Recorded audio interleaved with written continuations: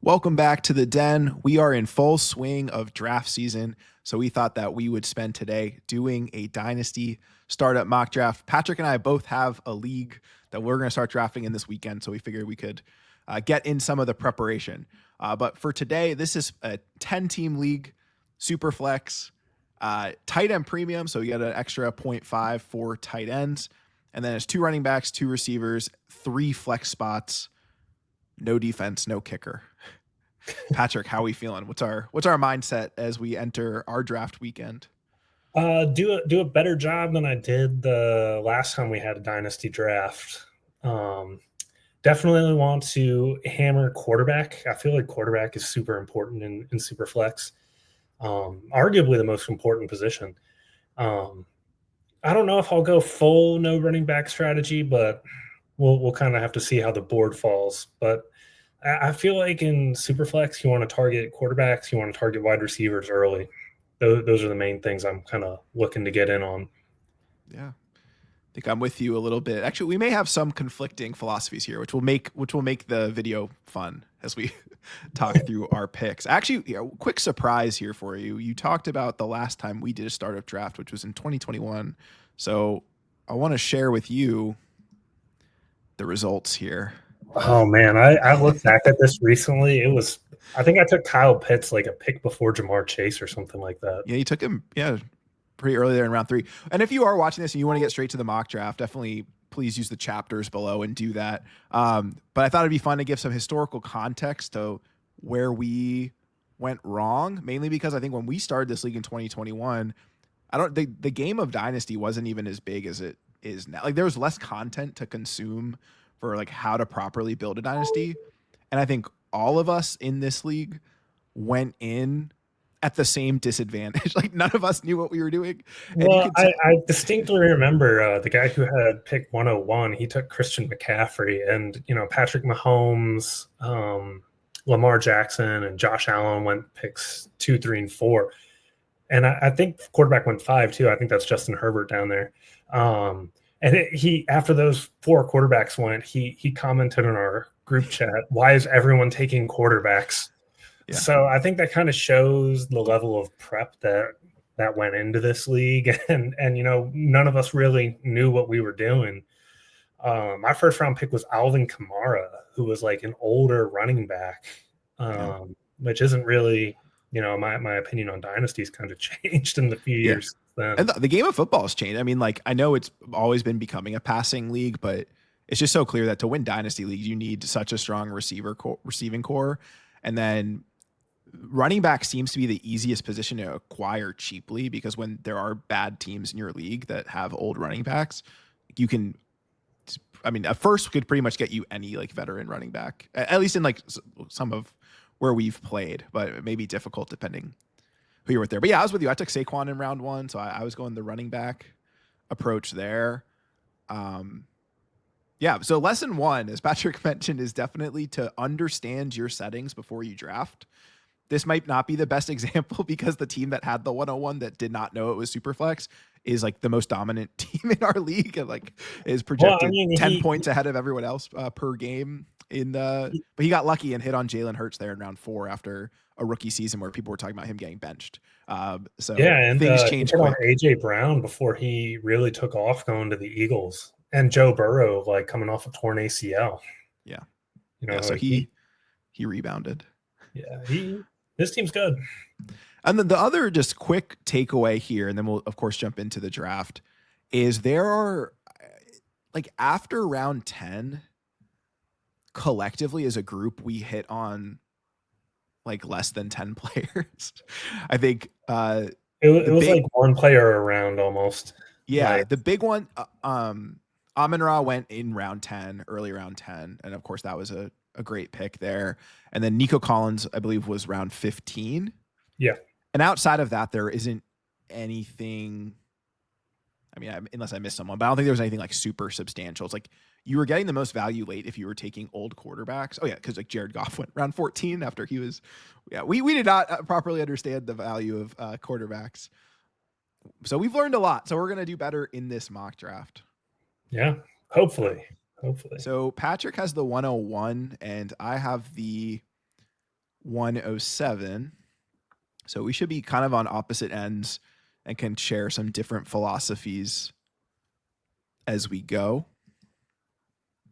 So I'm excited, but you don't have to give away too much, Patrick. I know we're doing like our real draft this weekend, so I'm a little worried. I know we have some league mates who watch the Den, so I'm really scared about how sniped I'm gonna get. So it might just be a get your guy draft for me. It might just be reach every pick, but I won't do that in the mock. I'll do actual good process in our mock draft. Yeah. So I mean, first things first. At 101. I think the consensus leans pretty heavily to Josh Allen. Obviously, he was phenomenal last year. I don't think you can really go wrong with either, any of the top three: Josh, Jaden, Lamar Jackson. I'm gonna go Josh Allen in this league just because I think you can't overthink it. Jaden Daniels still young, but quarterbacks play forever. I'm not really worried about Josh Allen's age. And I think his game will age perfectly well as he goes on. And, clearly he's the focus of the whole Bills franchise. Yeah. All right. Yeah. So Patrick makes that selection there. Josh Allen at the 101. And then Jamar Chase sneaking in there at 102 by the CPU. Then Lamar, Bijan, Jaden, and this is like really interesting. This is not at all what I would have expected or how Sleeper CPU's been working when I've been testing it. So interesting. Yeah. So Allen, Chase, Lamar, Bijan, Jaden Daniels, Jalen Hurts. And then I'm on the clock here at 107. I think you're in a tricky spot if you're a top 3 pick, honestly, because I do think there's the big 3 quarterbacks of Allen, Lamar, Jaden, kind of whatever order you want them in. And I do think Burrow and Hurts are very much in the mid. I think there's a clear top 5 at QB, which probably should go in the top 7 picks, as well as Chase and Jefferson. Like, to me, it's the 5 QBs and the 2 receivers are the process-wise correct picks. Mm-hmm. But so he doesn't really give you a lot of flexibility there at 101. So you're going to have to kind of wait a while for some of these skills positions, but then it's also hard to justify going that route early on. Yeah, for sure. For me in the back half, my mindset's a little more on collecting some of the value at QB that I might be able to get later since I miss out on the upper tier and kind of just building a skills group that I can be proud of.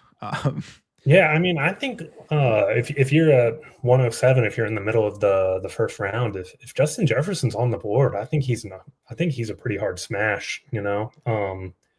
Super high wide receiver, PPR league dominates. Brock Bowers probably in consideration given it's a tight end premium, but like you said, I think going wide receiver, tight end. I don't think you can go wrong building up the skill group here. See, here's my dilemma. So, I'm a Brock Bowers guy. I love so many of the receiver options that I know that one of them would come back to me. So since this is tight end premium, I very easily could see myself taking Brock Bowers, just treating it like my second round pick almost, and then knowing I'll get someone I like on the way back, as opposed to taking, Jefferson and then hoping Bowers makes it back. Right. But usually when I have that dilemma, it's because Justin Jefferson's not on the board. So yeah, I'll go ahead and smash that pick there for Jefferson. So, all right, after my pick at 7, Jefferson, and it does go Burrow to round out that top 5 QBs. I think we had both. That was the 5th for both of our lists.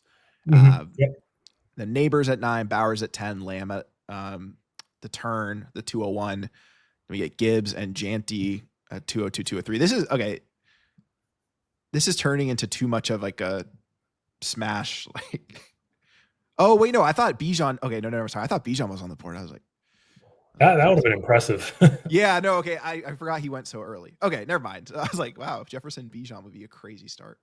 So I could go QB. I could take Mahomes. But to me, in fantasy, there's not a huge difference between Mahomes and some of the guys I can get later. So I'm going to keep building this skills group. I mean, you can't go wrong here with Amon-Ra, Brian Thomas, or Puka. I'll kind of just stay chalk here a little bit, and I will go with Amon-Ra. which kind of brings us to the end of our round 2. So after my pick at the 204, we got Mahomes, we got Brian Thomas, Saquon Barkley, Trey McBride, Drake London, and now Patrick, you're on the clock at 210. Yeah, at 210, I was really kind of hoping that Trey McBride would make it back to me on the turn here. It definitely hurts because I feel like there's a big tier break between him at tight end 2 to George Kittle, who I normally rank as tight end 3. In a tight end premium league, that definitely hurts a little bit. But here at the turn, I can really kind of double down on wide receivers. I could go Puka and Nico, or I could go Lad, or even really I could just like build out a pretty excellent quarterback room. But I think right now that I've kind of locked in my QB1, and with some of the value that you can get at quarterback later in the draft, like a Michael Penix or a Trevor Lawrence, I think now's a good time to, like you said, kind of build out the skill position groups. And like I said, wide receiver, I think it's a pretty dominant position in the world of Dynasty fantasy football. So I'm going to go with Puka and Nico right here. Yeah, love it. I feel like you can't. We're in the golden age of football too, where like the fact that you can get receivers like Nico Collins in round 3 is like, it's just insane. Like how much value there is at receiver. Okay, so after Patrick's picks, Bo Nix goes at the 302, then Ladd McConkey, then Caleb Williams, Justin Herbert, Marvin Harrison. And I'm going to kind of continue to the zig while everyone's zagging. There's a lot of double QB builds here already. I'm going to just keep waiting and just really build my dominant skill group here. I do like the idea of getting a running back, almost like a hero RB strategy. Although like I don't want to ever go into a draft determining exactly what I'm going to do, because then you miss out on the value on the board. So I could take a running back here. I think overall with my first 4 to 5 picks, I want to, and Patrick, I'm curious what you think about this. I really want to eliminate as much risk as I can. It's not because I don't like some of the younger players. Like, I love Drake May. I'm just going to use him for an example since he's the top QB on the board. It's still a projection that you have to make that he's going to take the leap forward. And as much as I believe that will happen, that does not mean it's a guarantee. Like, I'm going back to our startup. I took Trey Lance in round 3 and like wanted to build my team around him because number 3 pick, the Niners gave up so much for him. He's in a great system and we know how that turned out. So it's like, I want to play it safe a little bit, at least with my core that I can build around. Do you feel the same way, or are you willing to take more risks where you have to do some projecting? So when we did our initial startup draft, I went very rookie heavy. I had Henry Ruggs, I had Kyle Pitts, I had Javonte Williams, I took Trevor Lawrence. Like I went very rookie heavy early, and a hindsight 2020. Trevor's been, good. I wouldn't say he's been great, but the rest of them completely busted, and it set my team into a hole that was really tough to come back from. Yeah, I mean, and in that class, and that was supposed to be at the time, funny enough, it was like a generational quarterback class. I took Trey Lance in the 3rd round, and I took Mac Jones in the 9th round. So it was like I was all in on young QBs, and we know a little bit better now. So maybe I'm overcorrecting a little bit with wanting to play it safe, but there's plenty of time like later in the draft to take my guys, that it's just so hard to do it now, even if I really believe in a player. So I'm actually gonna lean on this receiver core. I got my JSN shirt on today, so I'm just gonna snag him there at the 307. And I think that's something to consider too, is as you get later into the draft, I think it's worth it to kind of take moonshots, essentially, right? High risk, high reward as you get towards the end of your bench, but you don't want to be doing that when you don't have an established starting lineup. Like, you don't want to be relying on, say, I don't know, Jackson Dart as your QB2, and all of a sudden, it turns out he can't play at all. kind of going back to what we were saying with Trey Lance and Mac Jones, you want to have that baseline floor a little bit early before you start taking those moonshots late, at least in my mind. Yeah, exactly. And it's interesting because it doesn't always line up with how my rankings are either, because I feel like when I'm ranking, I'm kind of almost imagining I have a team already. Like who do I want to invest in? Whereas in a startup, it's like I don't know. I just really want, like, so Marvin went before my pick, but that's like the perfect example of if I had the option between Marvin and Lad or Marvin and JSN, I'm leaning JSN or Lad in that situation. Not because I deny that, Marvin does have a really high ceiling and probably will be a great pro and most likely will take a big leap here in year 2. But it's just, I want the safer asset, and like Lad has a high ceiling too. JSN has a high ceiling too. So, stuff. Also, Patrick, repeat my message real quick in the stream. Yeah. All right. So after my JSN pick, Achan went, who I was considering taking. He's my RB3 in Dynasty. Bucky Irving, Omarion Hampton, also in consideration. And the start of round 4 here is AJ Brown, Travis Hunter, CJ Stroud. I'm back on the clock, and I was not expecting this to happen. And now I feel like I need to take back everything I just said. But I have my 3 really stable young receivers that I can build around. It's a little bit early for where I want to be taking risk, but I just love the player so much that I will just take Drake May here. I know he probably will not be here in most situations, so I'm just going to pounce.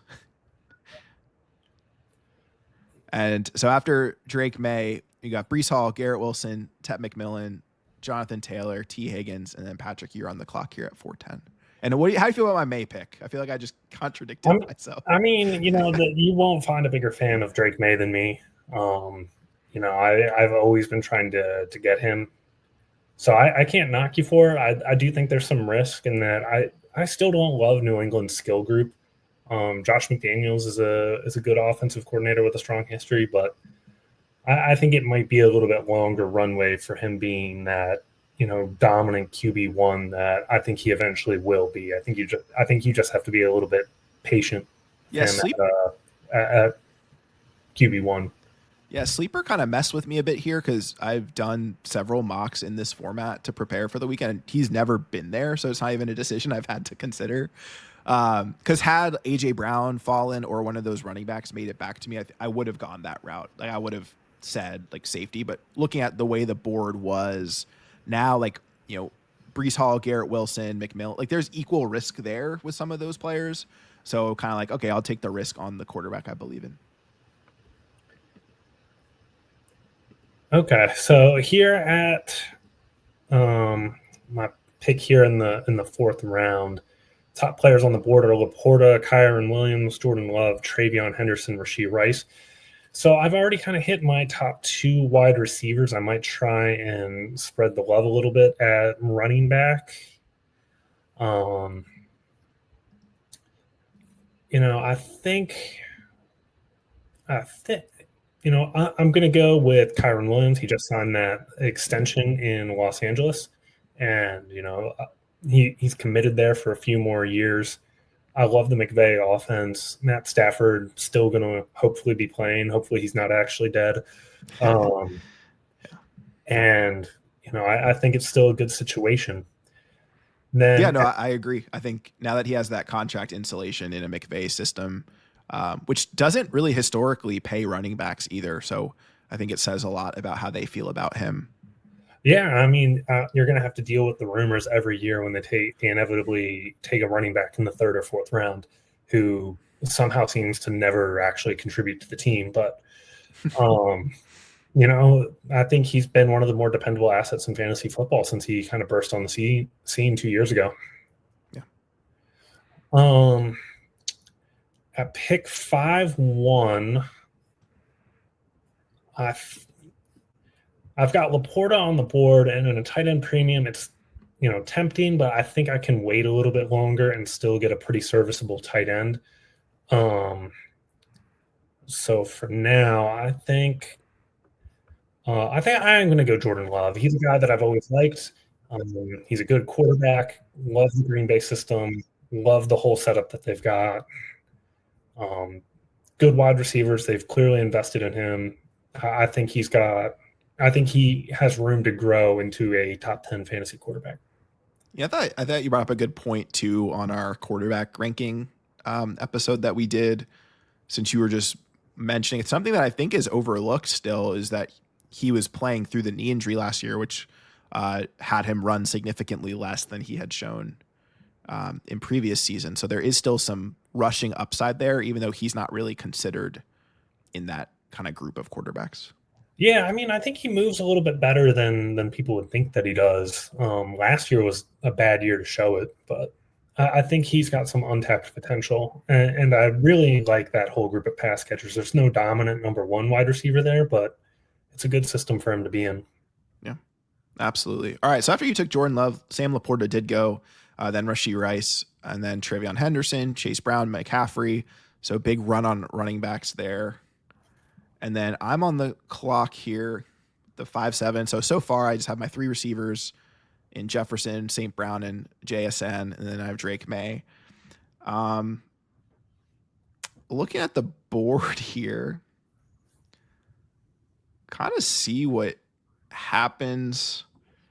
I'm going to lean in on RB. I'm going to go with the veteran running back, I think, to kind of just anchor this room. Typically, I'd be taking Brock Purdy right here. But since I got May, I can just wait on some QB2 value later in the draft. But I love Brock Purdy. I'm totally comfortable with him being my QB1. I had him, I think, what was it, Patrick? I had him at like 7. Yeah, I believe so. Yeah, QB7. But we still got to build a competitive team here. All right, so I'm going to take Josh Jacobs, who only 27. So I feel like he's got plenty left in this Packers offense, which you just spoke pretty highly of.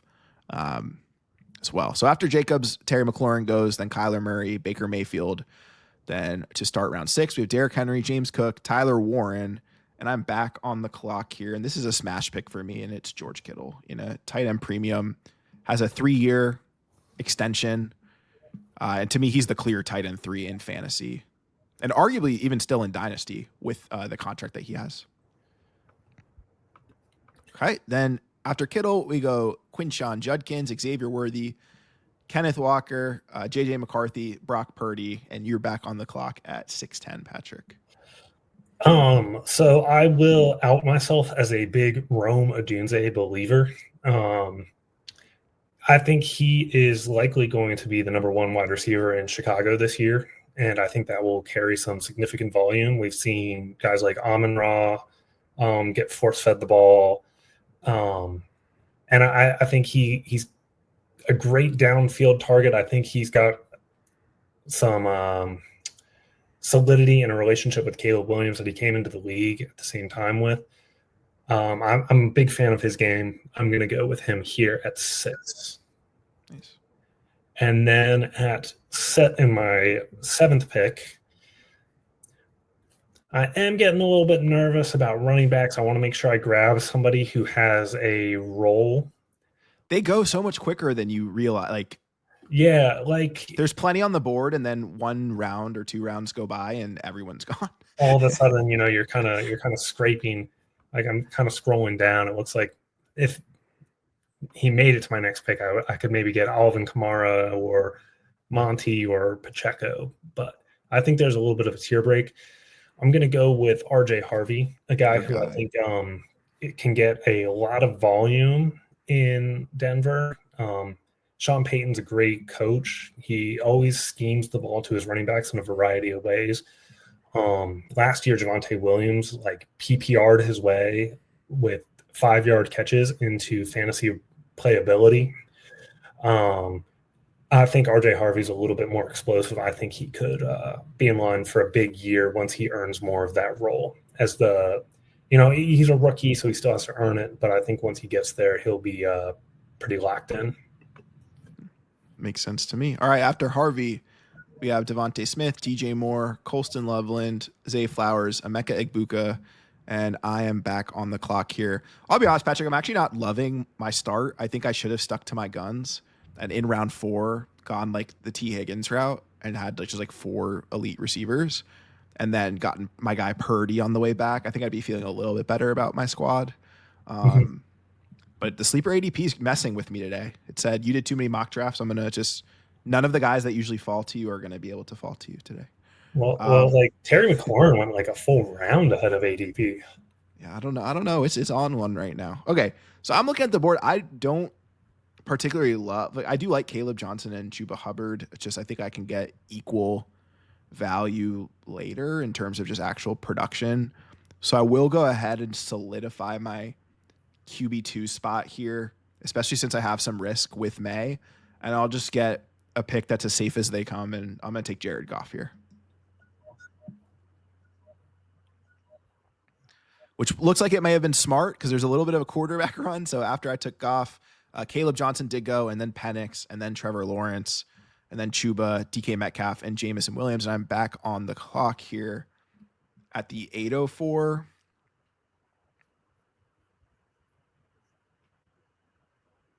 And this is I'm struggling here too because I got Cam Ward and Dak Prescott, which both very good quarterback values. I don't think I want my third QB yet, or I could treat May like a developmental piece. But I kind of took him too early for that. So I'll just stick with one of my favorite receiver values on the board, and that is Chris Olave, who I think is falling just too far in how we view him. All the news out of camp just about how they view Kellen Moore is really positive. So I think at least like the skills guys like Olave and Kamara should still, I think, be able to produce in fantasy despite the quarterback room. All right, so after Olave, Jordan Addison goes, then Alvin Kamara, Cam Ward, Tyreek Hill, Joe Mixon, and Patrick is back on the clock at the 8:10.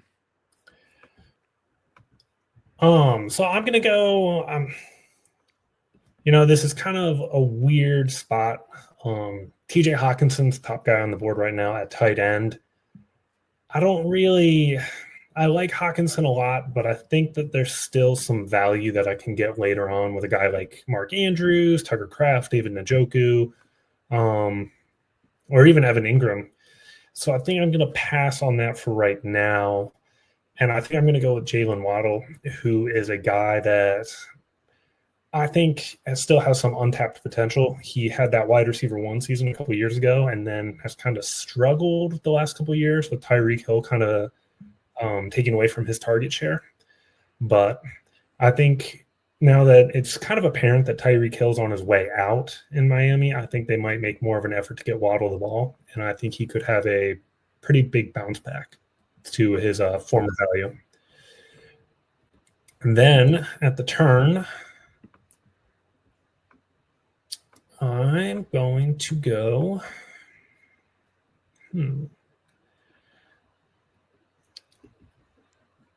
I might go with the stack here and get Matthew Golden, the guy who I think might end up being the Green Bay #1 wide receiver. Yeah, no, I like the upside shot there. I think he's got some upside, and I think it really kind of rounds out my wide receiver core, and so I can focus on some of the other positions later on in the draft. Yeah, you've really solidified your 5 starting receivers here.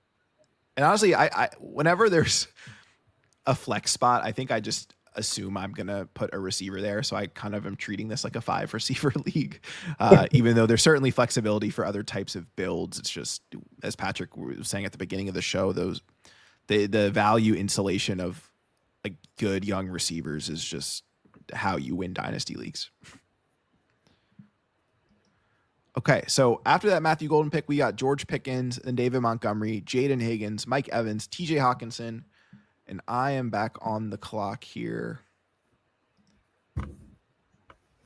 And there's a good amount of options I like here. I will say my quarterback strategy, I want to be on the luxury side where if we think of like a 12-team league, there's only 32 starting quarterbacks. Obviously, there's some where multiple will play. But so everyone gets 2. So if you have 3, you're kind of a luxury at that position. So I kind of do apply that same strategy to a 10-team league where everyone here could, in theory, get 3 starting quarterbacks. So I would want to be at a position of strength and have a fourth, even if that fourth isn't great.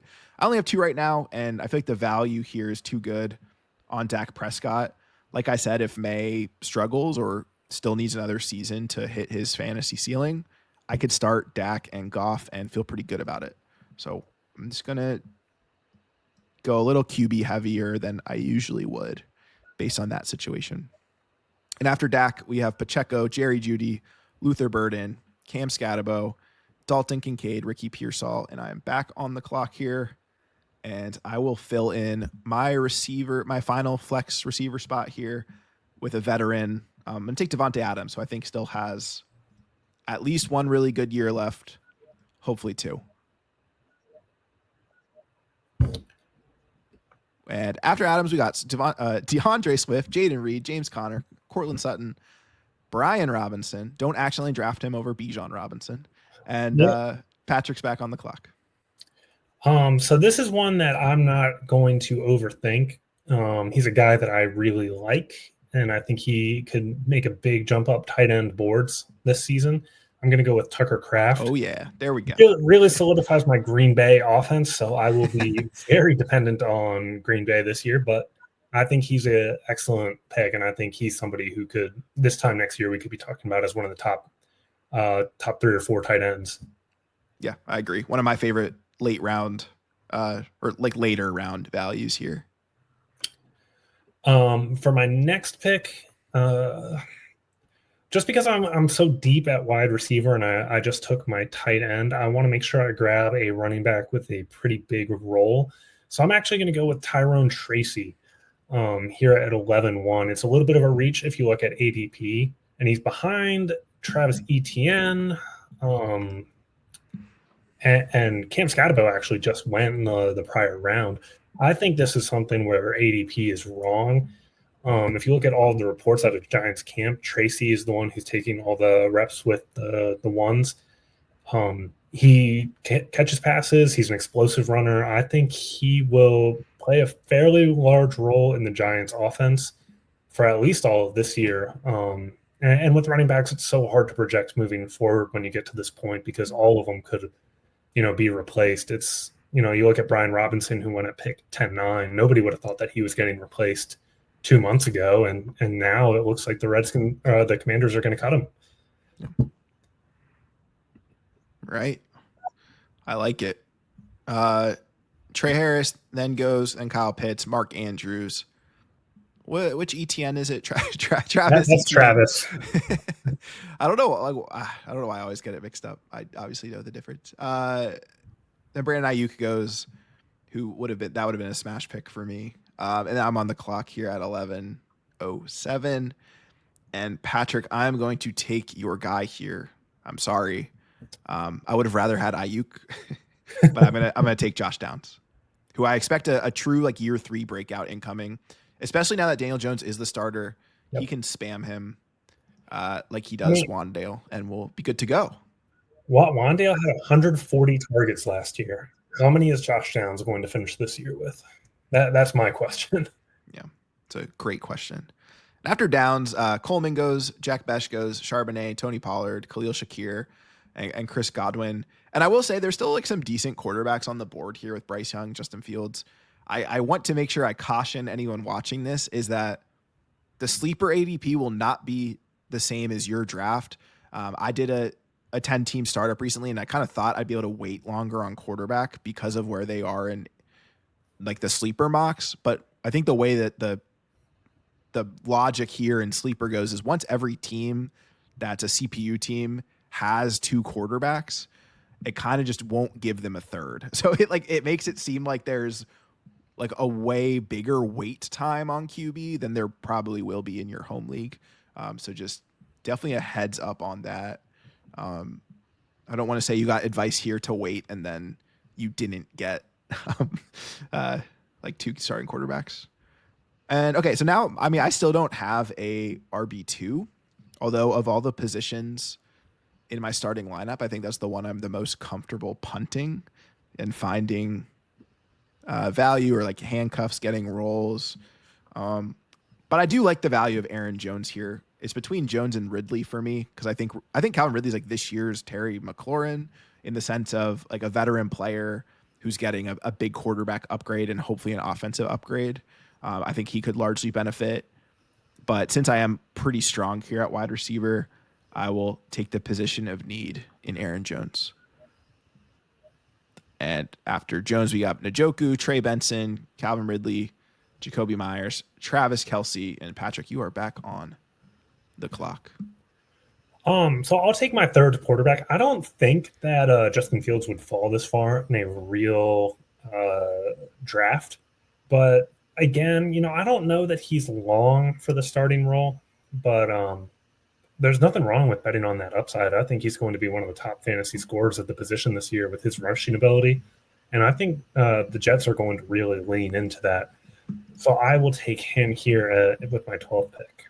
Yeah, I think on that, it's interesting. Like Fields is such an interesting case because, I mean, this is true of this is just how Dynasty works. Is there isn't a lot of long-term security at all. Yet he'll win you games when he's in your starting lineup, and he's not looking great with the throwing. I know he's getting roasted a lot on Twitter, but you don't need that. He's going to win you fantasy weeks with his legs. So I like that pick.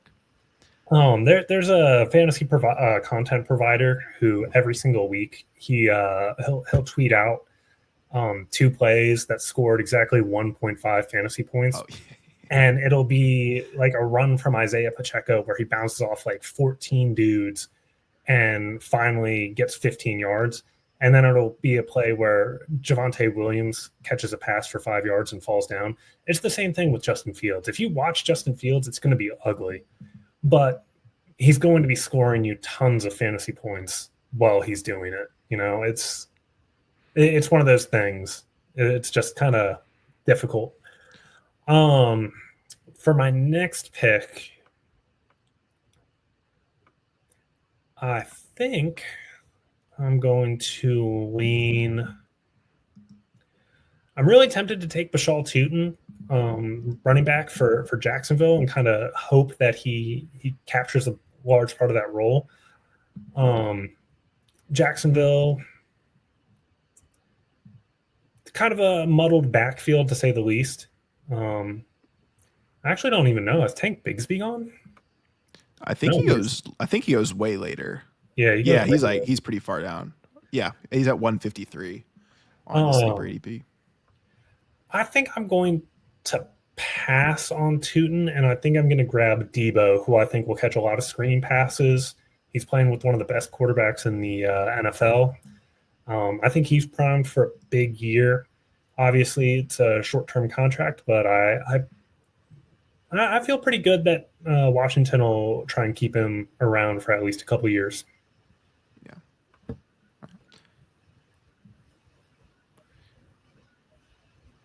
Yeah, I think I'm officially in the range where personally, like, this is where I'm going to start shooting for upside.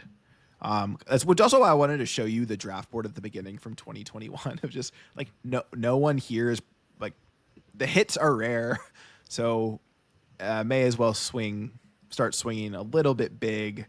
Yeah, I looked back at that draft fairly recently, and there are guys starting in round like 13. I don't even know who they are. And, I feel like I follow the NFL pretty closely. Yeah, no, I know. Yeah, I'm going to take – so since I have Aaron Jones, I'm going to pair him up with another player I love in Jordan Mason, who I think will still have an isolated role in the offense and could be usable.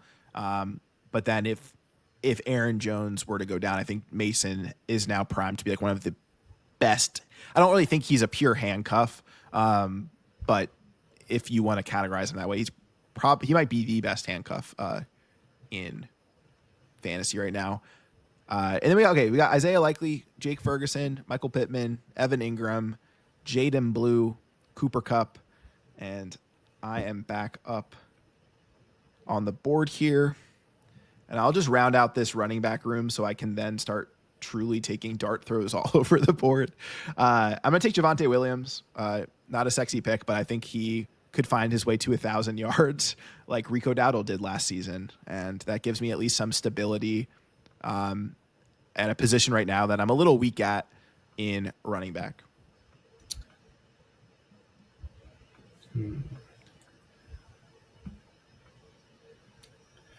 Okay, so Yeah, tough decision time. This is where dynasties are built. yeah, so I'm actually going to pull a big reach on sleeper ADP, but I don't think this player gets back to me, and I'm a big fan. I'm going to go Terrence Ferguson here at pick 14. So the Rams have really been coveting a tight end the last couple drafts. They tried really hard to move up for Brock Bowers.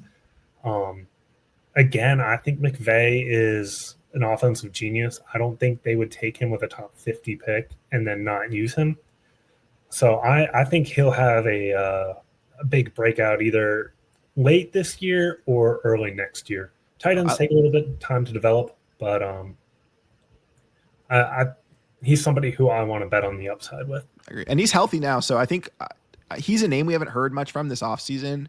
And I know we're both Terrence Ferguson guys, I think, at this point. But he's now fully healthy, so he's expected to play in the preseason game Saturday. So we'll get our first look at him. And Patrick, before you make this next pick, we are now halfway through. We'll make these picks quicker for the rest of the round. But how are you feeling about the team build so far? Let me pull up your roster so the viewers can, of course, see. So you went Josh Allen in round 1. Your running backs right now are Kyron and RJ Harvey. Receiving core, you got Puka and Nico, Tucker Kraft at tight end, filling out your flex spots with some risk there, but some good young players in Rome, Jalen, Waddle, and Matthew Golden. You got Jordan Love at your QB2 in your bench so far. You got Tracy, Justin Fields, Debo, and Terrence Ferguson. How are we feeling? How are you attacking the second half of this draft? Yeah, I probably went a little too risky at the wide receiver spot. I like the upside of Rome, Jalen, and Matthew Golden, but there's definitely downside there where, they could, Jalen Waddle could have just settled into a permanent wide receiver 2 type role, and Rome, maybe it just never clicks. Golden, again, rookie, so you don't really know what to expect. So I think looking back, I wish I'd grabbed a little bit more of a floor somewhere in there, but upside wins championship. So I wasn't knocking you by saying that. It's just I looked at all 3 in a row. I was like, oh, there's a lot of question marks here, but a lot of that could be really good for you.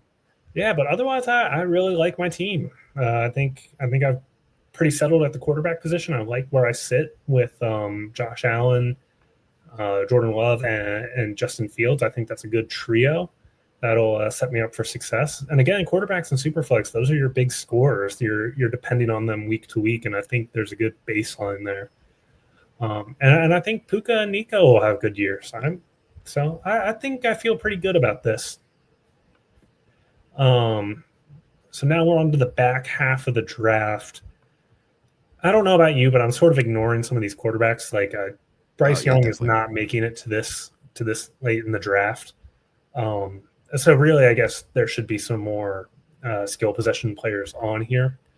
Yeah, but if this were to happen, if quarterbacks really started, this is definitely the range where I'm really starting to think just like smashing quarterbacks. Like even like I know he'll be way later, but like a guy like Aaron Rodgers will, in the one season he's going to play this year, will probably outscore like 80% of the players they get in the rest of this round, like for their careers. So I do like the idea. Like if quarterback value keeps falling, take it. I like the day 3 running backs here, like the handcuff guys over the day 3 receivers, depending on the build there. But yeah, I'm with you. It's kind of just dart throw territory. Yeah, I think right here I'm going to go with Tank Bigsby. I think he's going to play a bigger role in the Jacksonville backfield than people seem to think. I think I would have his ADP a little bit higher. I think he'll get meaningful work down around the goal line where Etienne and Tootin aren't great. So again, it might be ugly, but poaching 1-yard touchdowns is valuable in fantasy, especially in these rounds. All right, so after Tank, Dylan Sampson goes Rashad White, Darnell Mooney, J.K. Dobbins, Cedric Tillman. I think sleepers just like trained now to snipe me from the amount of mock drafts. Like Tillman and Coker are like the last 2 receivers I really like before my just day 3 running back dart throw pretty much. I I'm just going to do it. I know it probably won't happen, but like if this were me in a draft, I would be taking Bryce Young over everybody left. So give me the first overall pick from a couple seasons ago. And then we got Isaac Garendo, Devin Neal, Jalen McMillan, who was in play for me, Marvin Mims, Braylon Allen, Blake Corum. And I'm back on the clock here. Patrick, I'm just going to be this guy during this draft. Like, I'm going to take Jackson Dart, who's looking good. If you got here in the draft and he was still on there, you would be smashing that pick so fast. So I need the viewers to know that if your league does this and they but also it's funny because that's kind of how our draft went. So some of the people watching this, like if you're with your friends and you've never done Dynasty before, it's very possible quarterbacks will fall. So it really depends on who your audience, but like we said, like our view as a league was, Jared Goff's not very good. So we went to round 14 and now it's like a surefire QB1 that I just took in round 7 in this draft 4 years later. So it is very possible that value is going to fall. And when you're looking at these true dart throw, like receivers and running backs, no matter how high you are on them, if you can get Bryce Young or a first round quarterback like Jackson Dart, I think you kind of just have to do that. So I'm going to honor that process. All right, so after Dart, we got Ray Davis, Rico Dowdle, Jalen Wright, DJ Giddens, Tyler Algier, and Patrick, you get 2 picks here. Okay, so, I mean, like you said, if we got to this point in the draft, I would be taking Tua Tagovailoa, no questions asked. He's going to outscore everybody that's left on this board. So I'll honor that process, and we'll slowly clear some of these quarterbacks out of the top. But that also might be good too, because like you said, Fields doesn't have the long term, and so it kind of gives you a little bit more stability. I mean, for sure. Yeah. So and then with the second pick, I'm gonna go kind of. I wouldn't say it's like moonshotty, but I'll take Jalen Noel, who's somebody who I think could catch a lot of passes in Houston, and he's tied with C.J. Stroud, who obviously has great job security and is one of the top quarterbacks in the league. He might not amount to anything, but if he locks down that slot wide receiver role for, the next 3-4 years, that would be, a great value here in round 17. Yeah. Love Jalen Noel. All right. So after Noel, Darnold. Okay. Now they're taking quarterbacks. They followed our lead. So Sam Darnold, Anthony Richardson, Matthew Stafford, Jalen Milroe, Geno Smith, all go back to back. So now I feel good. I know I don't necessarily want 5 quarterbacks, but I will take it in this situation, and I won't touch quarterback the rest of this time. All right. I don't have, especially tight end premium, I do want at least a second tight end. This is someone I've started to like recently, Patrick, and we have not talked about this at all. This name has never come up.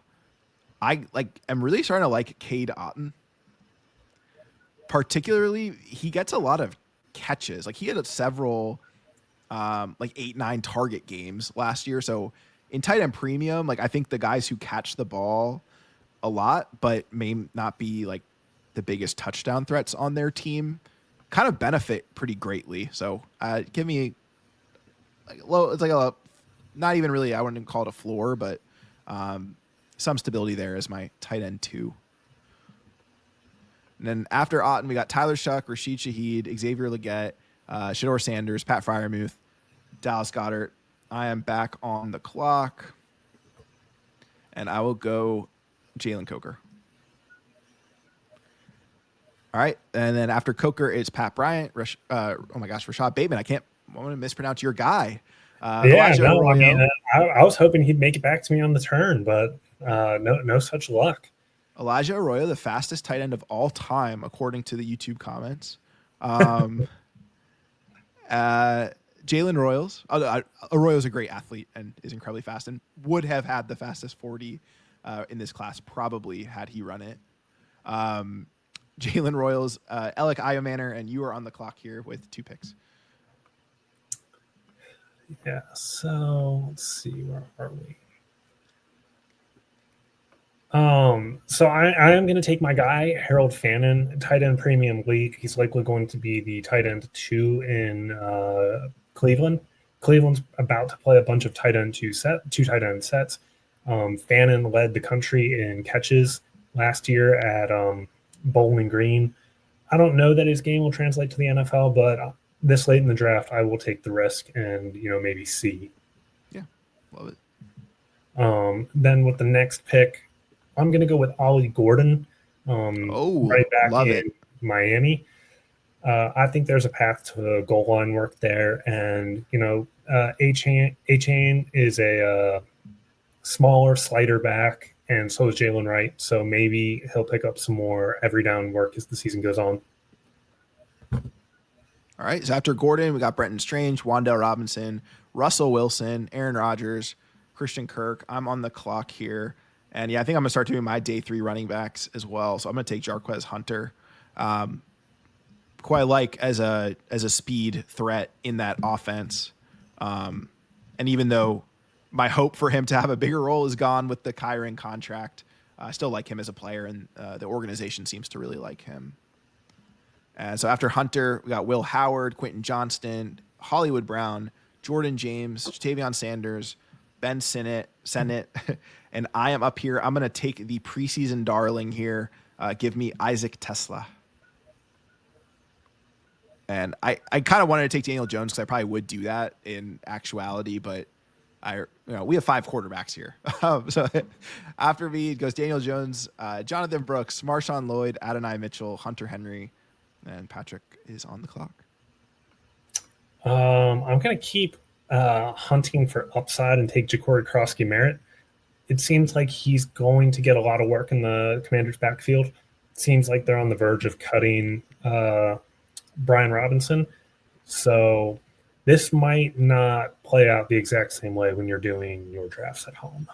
I was considering him at the 107, so I know he's another darling of the preseason. Then after that,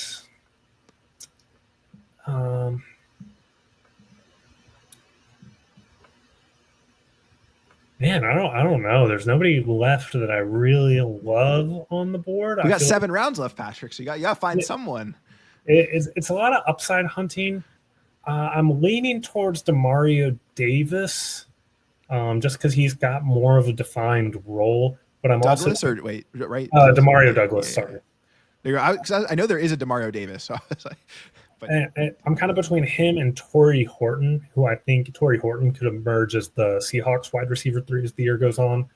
That kind of tells you where we are in the draft of what level of player we're taking. I always say in the back half of these dynasty drafts, I'm shooting for upside, so I'm going to go with Horton, who's somebody who would have gone earlier than the 5th round if he hadn't hurt his knee his senior year in college. So yeah, I'll take the shot on the upside.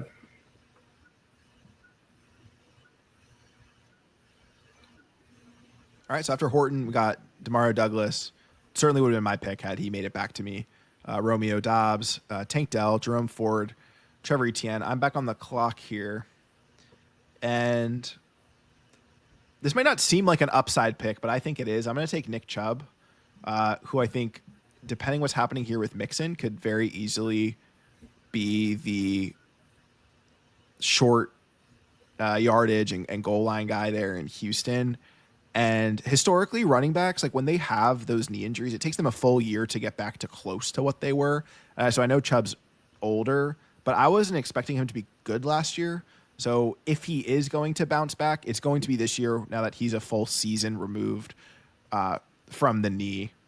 And I was hoping I could pair it up with Woody Marks, but I can't because after Chubb, it went Ertz, Theo Johnson, Woody Marks, Austin Eckler, Roshan Johnson, Josh Palmer, and I will take another just upside running back here in Brashard Smith, receiver converted to running back in Kansas City, who I think could find himself in a nice third down role if things play out.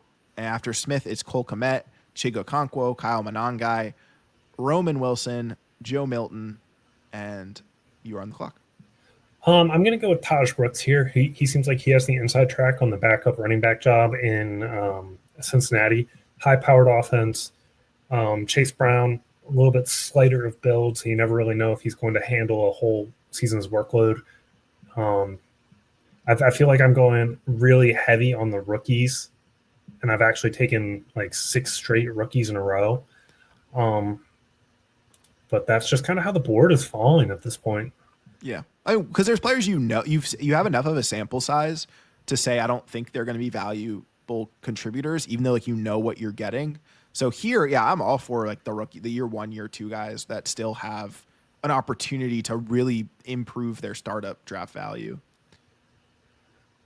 After that, I'm actually going to go with Adam Thielen, somebody who he's not a sexy name. He's definitely older, but he has a value, right? He's a dependable target for Bryce Young. I think that offense will throw a bunch. That defense still isn't that good. I think he might be able to sneak his way into being playable, which is, in round 23 would be a nice surprise. All right, so after Thielen, we got Mike Gesicki, Xavier Restrepo, Troy Franklin, Deontay Thornton, Keaton Mitchell. I'm on the clock here. I'm going to take Aronde Gadsden. I think he's a good player. Also go orange. And yeah, he's a receiver converted to tight end. So he's like a true move guy. And I think the Chargers seem to really love him. And I think he could be the long-term role there, honestly. After Gadsden, it's Dalton Schultz, Will Shipley, Ty Felton, Kendre Miller, Dylan Gabriel, Alec Pierce.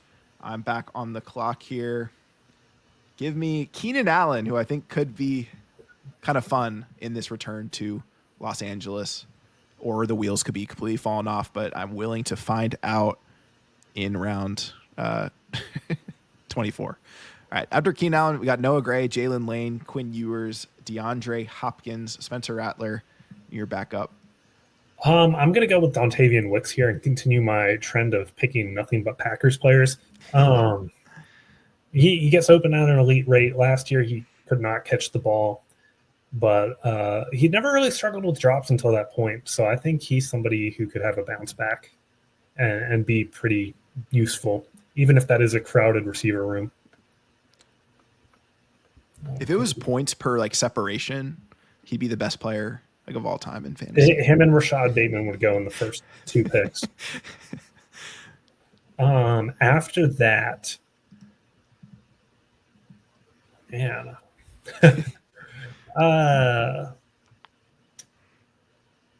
let's see. It's where you separate yourself. Yeah, I mean,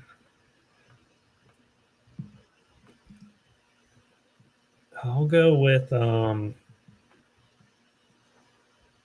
Keyshawn Butte. Yeah. No, I love it. Sneaky year 3 breakout candidate. Yeah, and he's gotten some positive reviews at Patriots camp. So, somebody's got to catch the ball. Or after Keyshawn, we got Audric Estime, Michael Wilson, Kirk Cousins, Savion Williams, Andre Yoshivas. I mean, I think I should take Flacco here. Given our trend, I'm just going to do it again. I probably would do this, or I will do this in our draft this week, because you never know. Having a starting quarterback, someone else's loses 2 of theirs.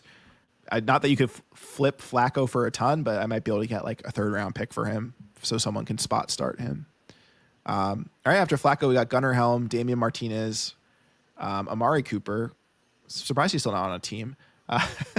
Kareem Hunt, Christian Watson, Michael Mayer, and I'm back up here. Gonna stick with the theme here. I'll take Sean Tucker, who I think actually like could work into a solid role as well. We know that they don't want to give Bucky Irving the full workload, and Sean Tucker's had a RB1 overall week last year. So I'm gonna go with Miles Sanders here. Dallas running backfield really unsettled. I think there's some upside with Sanders in round 26, even though I don't necessarily know that he has a carved out role of heavy workload. There's a world where it's him and not Javonte. It very much could happen. After that, I'm going to go preseason darling Keandre Lambert-Smith. No. That wide receiver room still unsettled. Somebody's got to catch passes there. Might be him. Yeah, in the preseason game when Quentin Johnson got hurt and he's carted off, it was a concussion. it was KLS who went in the game. It was not Trey Harris. So definitely an important note there about that current depth chart. All right, so after KLS, we got Calvin Austin, Isaiah Davis, Juwan Johnson, Malik Washington, Luke McCaffrey. I'm on the clock here. Got to go Efton Chisholm, man. I think he can play. I think he can play, and it's a ambiguous receiver room. Why not Efton Chisholm? All right, after Chisholm, we got Diami Brown, Jaleel McLaughlin, which Smith? This is Arian Smith, right? Okay. Yeah. Tyler Lockett, Phil Maffa, who could also very easily have a role. Deontay Johnson, and this is my last pick here.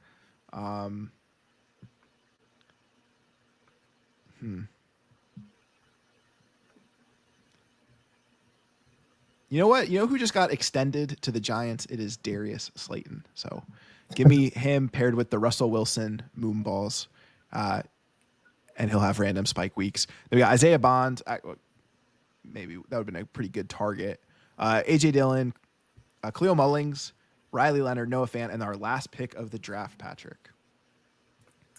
Man, a lot of pressure. Mr. Irrelevant. Yeah, seriously. You never know. I'm going to go with, I guess I'll go with Darren Waller, you know? Yeah. It seems like he's going to start in Miami, and, you know, the guy who they just traded to the Steelers, he had a big year last year out of the tight end spot. Yeah, John Smith, man. All right. Okay, so end post-draft review. Look at your squad. How do you feel like you did? Is there anything you would change?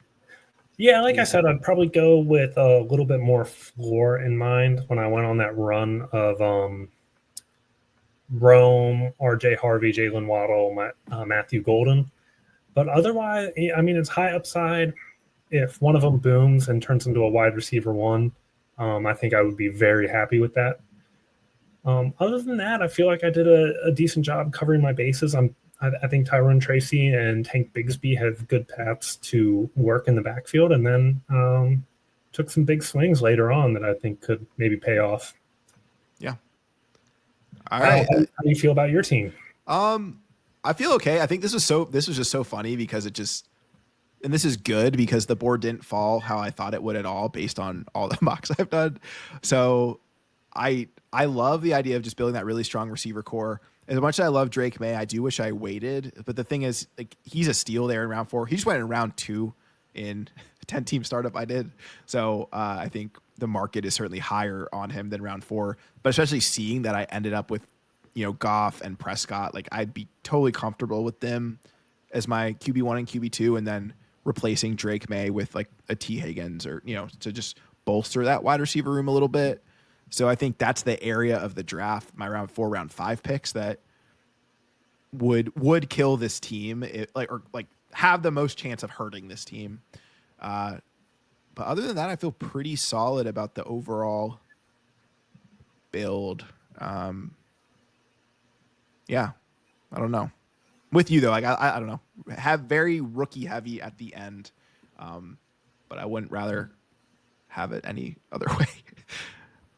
How do you feel? What's your take? My main takeaway is that the sleeper draft AI kind of let the quarterbacks fall a little bit further. I don't think you'd be able to get somebody like Sam Darnold in round. I think he went round 17. Yeah, you won't. So I think that's something that if you were drafting in a real draft would not be possible. But that means that there'd probably be a little bit more skill position talent later into your draft. So you just have to kind of identify what the runs are on and be able to capitalize on it. Yeah, absolutely. Well, let us know what you think of our teams. Please roast us if you think we did anything terrible or egregious. Would love to, have a discussion. If you're in the middle of a draft and you want any tips or you're on the clock and want to know who to take, definitely leave a comment. I'm checking that pretty regularly so I can get back to you if you're on a slow draft timer and give you some advice. But thanks for stopping by. If you found this useful, definitely like the video, subscribe, and we will see you next time.